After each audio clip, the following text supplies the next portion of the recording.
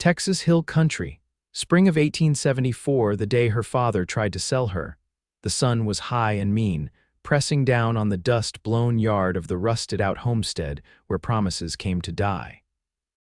Prudence Lark was 19, barefoot in the packed dirt, with her mother's silver cross hidden in her pocket and a quiet fire in her chest she had not named yet. Her father had been drinking since dawn, that twitchy way he did when he was nervous. She had seen him load his shotgun and check the saddle twice, which meant only one thing: he expected company. She did not expect the company to come in the form of a cowboy with a tired horse and tired eyes, his hat pulled low and a rifle strapped across his back. "Name's Isaiah Prescott," he said, voice dry as the land. "Heard there was a mare for sale." Her father laughed too loud. "Got something better than a mare, cowboy." The way Isaiah's jaw moved said he had already guessed where this was going. He looked at Prudence, really looked. Her dress was patched at the knees, her hands raw from laundry and fence post-work, and her eyes had long since stopped shining. But he saw her, and it made her stand straighter. Her father gestured toward her like he was showing off a cow. "Strong girl, knows how to cook and clean, pure. You want a wife? I'll give her to you for $150. You do what you want with her. I am done feeding mouths." Prudence did not flinch. She had known this was coming, only not today, not this way. Isaiah Prescott moved slow, like he was used to not being hurried. He stepped down from his saddle and handed the reins to her, not her father. "I'll pay," he said, not taking his eyes off Prudence. "But not for what you think." Her father laughed again, but it turned into a cough. "Just want your money, mister." "You can take her now." Isaiah pulled a pouch from his coat and dropped it into the dirt. "There's $150 in silver and bills. Take it and never come near her again." Prudence blinked. Her heart beat so loud she wondered if he could hear it. "You are not buying me?" Isaiah looked at her then, steady and soft. "No, ma'am, just freeing you." Her father snatched the pouch and spat near Isaiah's boots. "Fool, you will regret it." Then he was gone, saddle creaking, horse hooves kicking up dust as he rode out of her life.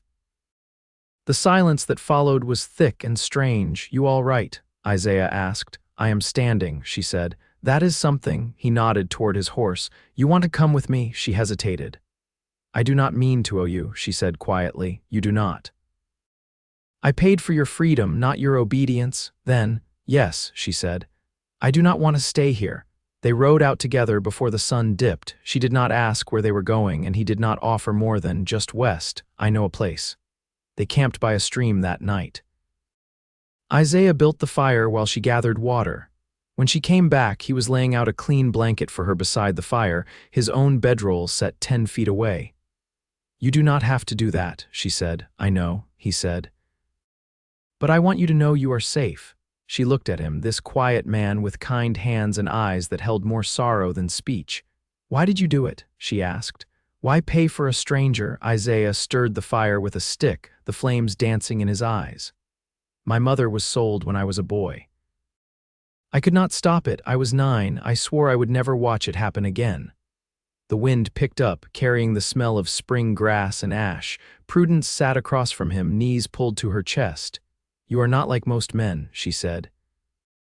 "And you are not like most girls I have met." She smiled, small and uncertain.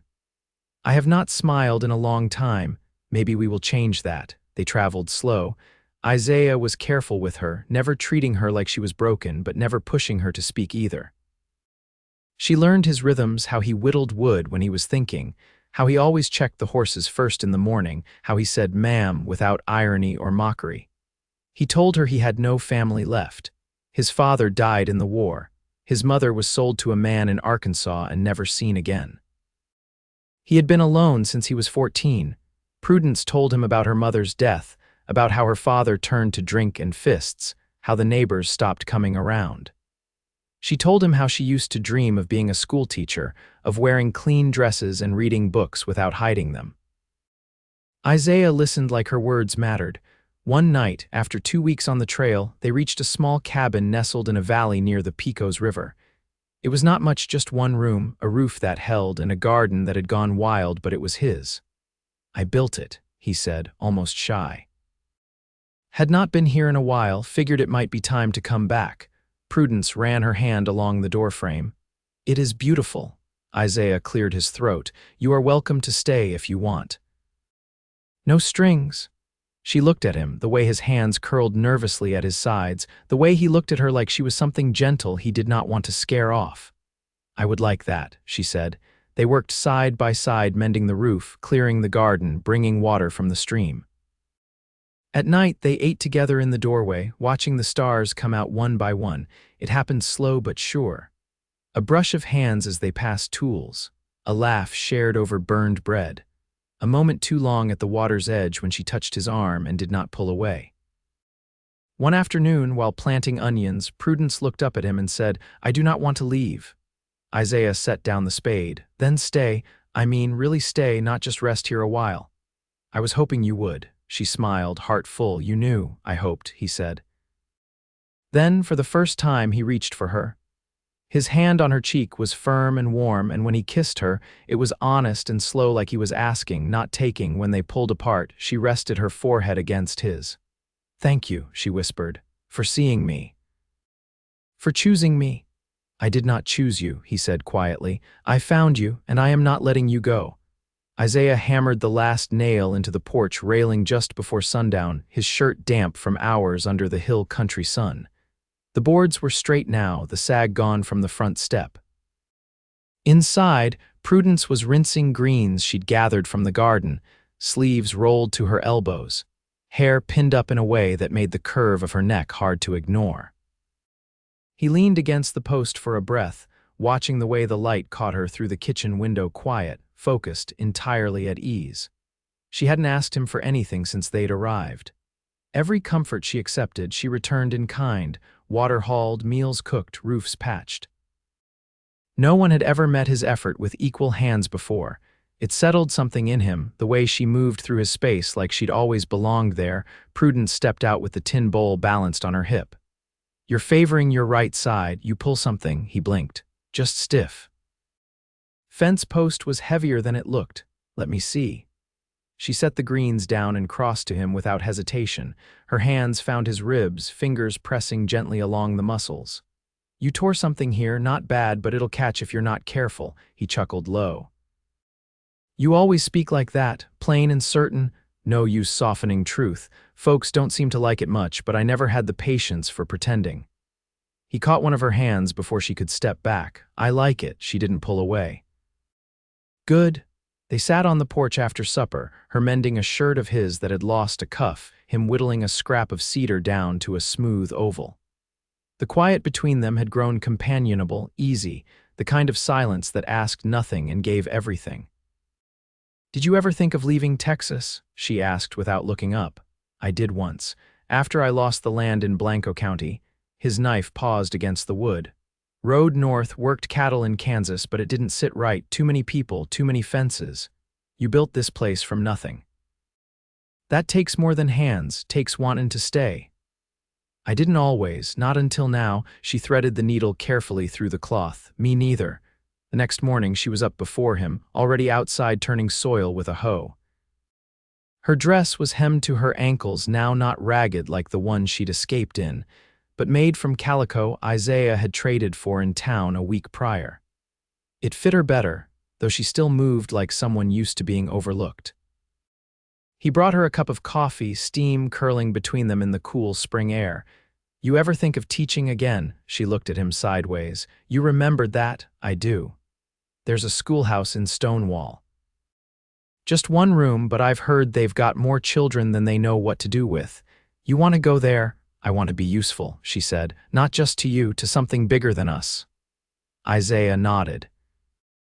We could ride out next week, see what they're needing. She touched his wrist with 2 fingers. I wouldn't go without you. You won't have to. A week later, they rode into Stonewall with the sun behind them and the scent of cedar thick in the air. The town was small, no more than a cluster of buildings gathered along a bend in the riverbank. But it held life, laughter spilling from the mercantile, a dog chasing a boy through the dust, a whitewashed church with a bell quiet in its tower, the schoolteacher, a wiry woman named Mrs.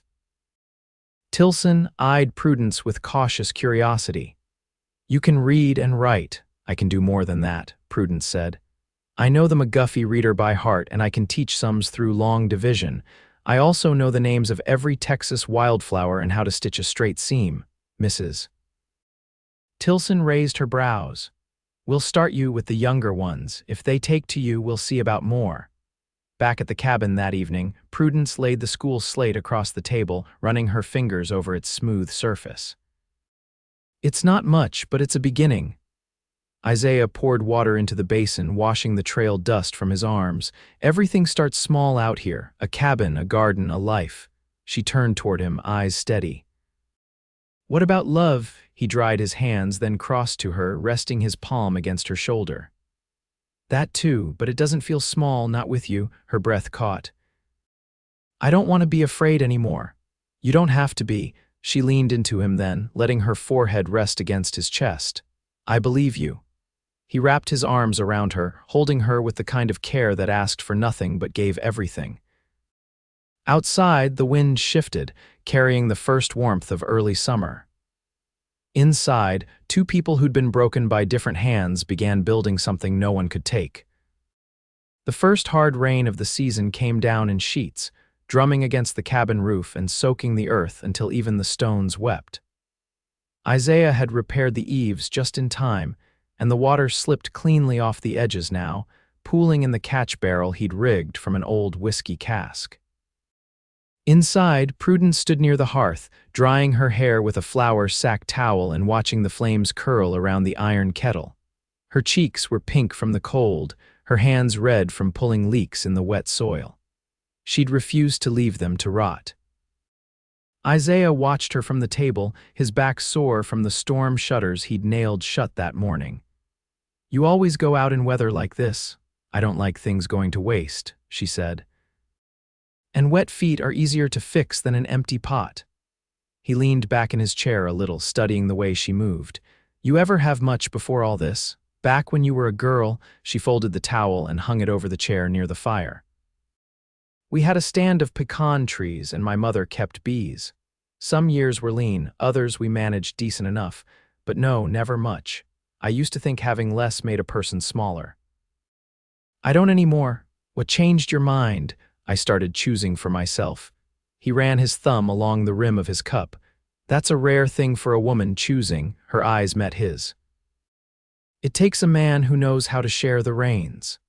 The kettle hissed, and she turned away, ladling hot water into 2 mugs and adding dried mint leaves she'd hung by the window weeks earlier. She handed him one and sat across from him, the table between them quiet but not empty. I saw a girl today, she said. At the school, she's got a limp something with her hip, but she's sharp as anything, reads faster than I can keep up. He sipped his tea. What's her name? Lydia. Her father works the freight wagons. She told me she wants to be a printer's apprentice. Isaiah smiled faintly. That's a good trade. Pays steady if she can get in. She won't. Not without someone speaking for her. You thinking that someone's you? She leaned forward, elbows on the table. I'm thinking no one else will. He nodded slowly. Then you do it. Prudence's lips parted like she wanted to say something more, but instead she got up, took her sewing basket from the shelf, and sat near the fire. The steady motion of her needle caught the light, her fingers sure and quick. He joined her on the floor a while later, stretching his legs out, back resting against the low bench. Rain still tapped the windows, softer now, like the land was sighing. I've been thinking, he said. About the land north of here.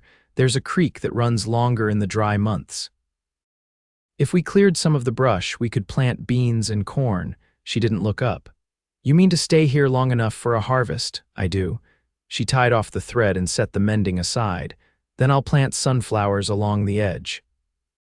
My mother said they keep the birds off. He reached for her hand. You ever think about what comes after planting? Her fingers curled around his. I do, and I'm not afraid of it anymore. He brought her hand to his lips, once slow and sure. We could marry, he said, voice low. Not because I freed you, because I love you. She didn't speak right away. The fire crackled, and outside the rain finally stopped. I never thought I'd marry, she said. Not without giving something up, but with you, it feels like I've found more. He searched her face.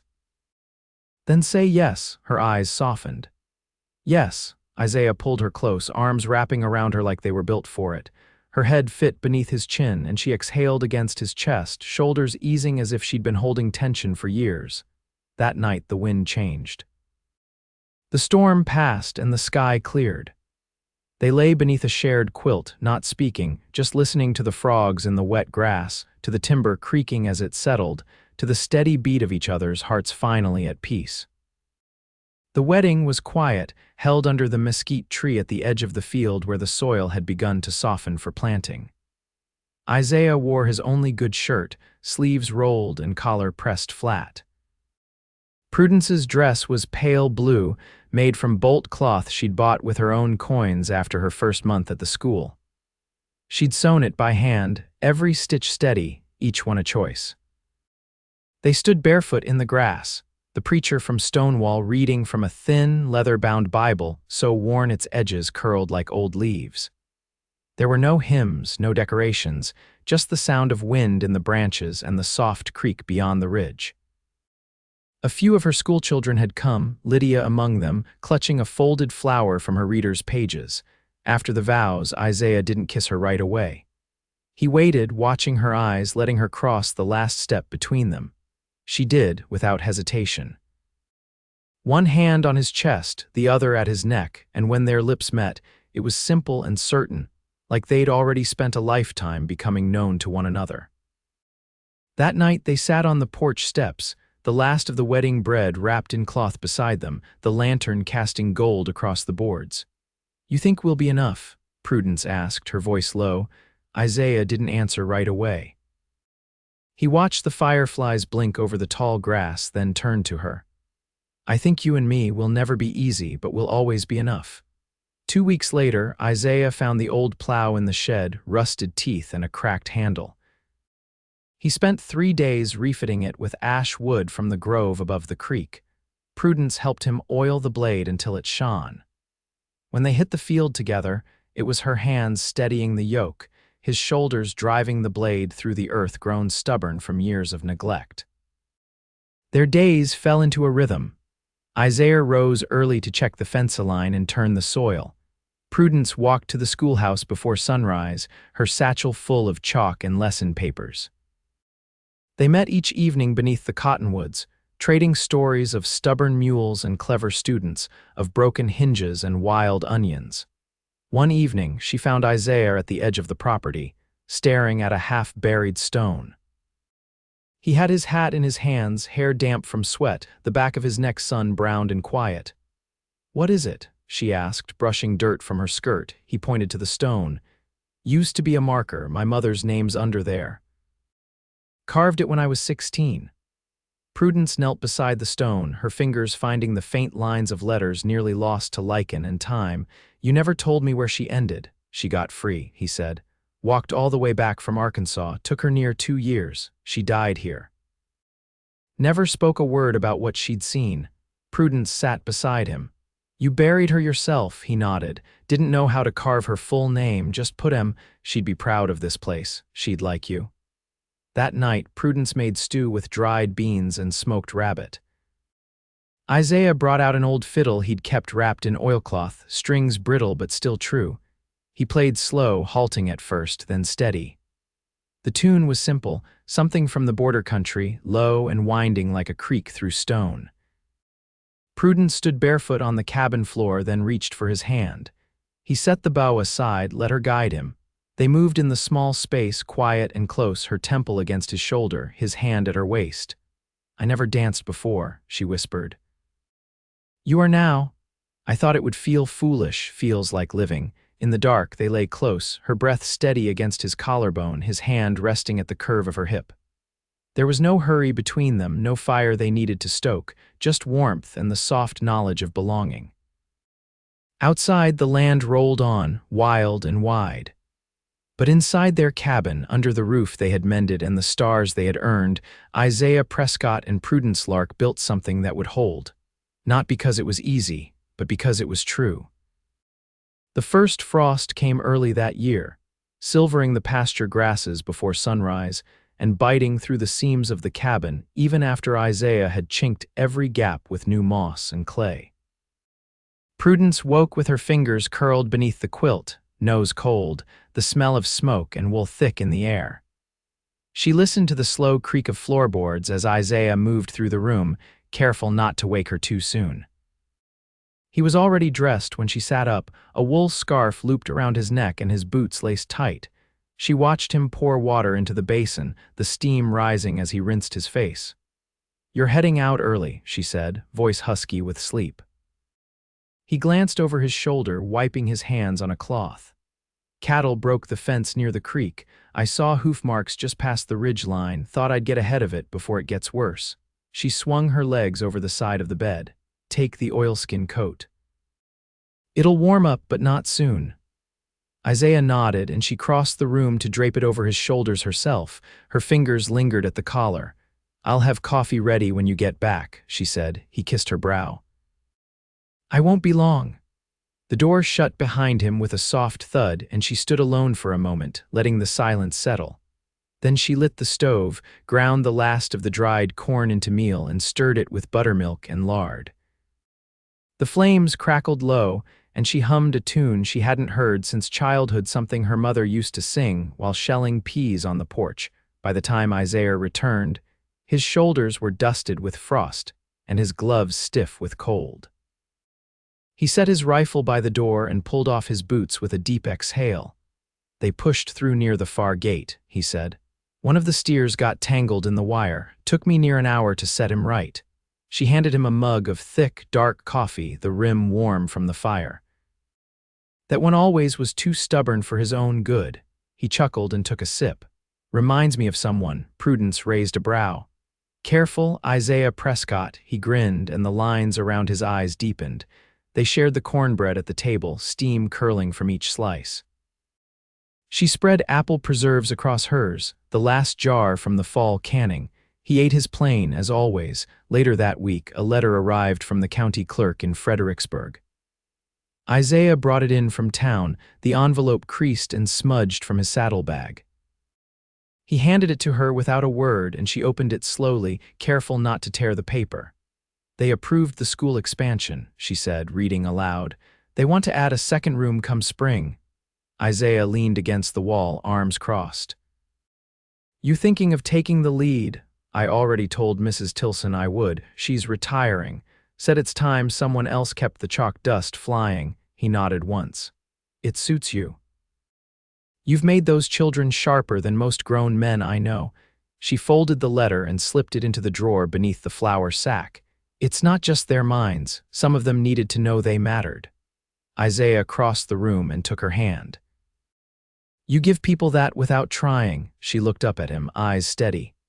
"What about you? Still want to run cattle through that northern pasture?" "I do," he said, "but I was thinking we might clear space for a barn too. If we're staying for good, might as well raise something we can pass on." Prudence's breath caught. "You mean a family?" "I do." She didn't speak at first. Her thumb traced the edge of his palm. "I never thought I'd be a mother. You'd be a good one." "I had no example," she whispered. "You didn't need one," he said. "You build things from the bone. That's all a child needs." Spring returned slowly, coaxed from the soil by longer days and softer rains. The peach tree near the corner of the cabin bloomed late, but it bloomed all the same, pale blossoms clinging tight through the wind and mist. By summer, the second schoolroom stood tall, its rough-hewn beams planed smooth by Isaiah's careful hand. Prudence painted the window frames white, her belly round beneath her apron, and the children helped plant marigolds along the path. They named their son Elias, after a story Isaiah's mother once told him of a man who walked long and far but always came back to the place he loved. He was born in the early hours of a June morning, his first cry sharp enough to wake the birds. Isaiah held him in the crook of one arm, face unreadable, until Prudence touched his wrist. "He's real," she said softly. "I know," he whispered. Elias had Isaiah's dark eyes and Prudence's quiet mouth. He was strong from the start, always reaching, always watching. He grew beneath the wide Texas sky, chasing chickens and tumbling through the tall grass, learning to walk between rows of corn and sunflowers. Prudence kept teaching, part days only, with Elias often perched on her hip or napping under her desk. Isaiah worked the fields and added a new roof to the toolshed, then started carving a cradle one he said they might need again someday. In the evenings, they read aloud by lamplight. Sometimes Isaiah picked up his fiddle and played soft, slow tunes while Prudence rocked Elias in the chair by the fire. The cabin held their laughter now, their footsteps, their quiet exchanges that needed no words. One night, as the fire died low and Elias slept between them, Prudence brushed back a lock of hair from Isaiah's brow. "I didn't know love could feel like this," she said. He turned to her, voice rough with sleep. "Like what? Like something you build with your own two hands. Like something that stays." He kissed her gently, his fingers laced with hers. "It stays because we made it." And it did. They lived through seasons that deepened their roots, dry spells and storms, sweet harvests and lean ones, but always together, always choosing. Their love never burned fast, never needed to. It held like stone beneath the soil, quiet, strong, and lasting. They grew old in that house, and the porch steps wore smooth under their feet. When their hair turned silver, they still danced slow in the kitchen. When their children brought their children home, the house rang with voices that carried echoes of a beginning built beside a stream, under a sky too wide to measure, in a land that asked everything but gave more than it took.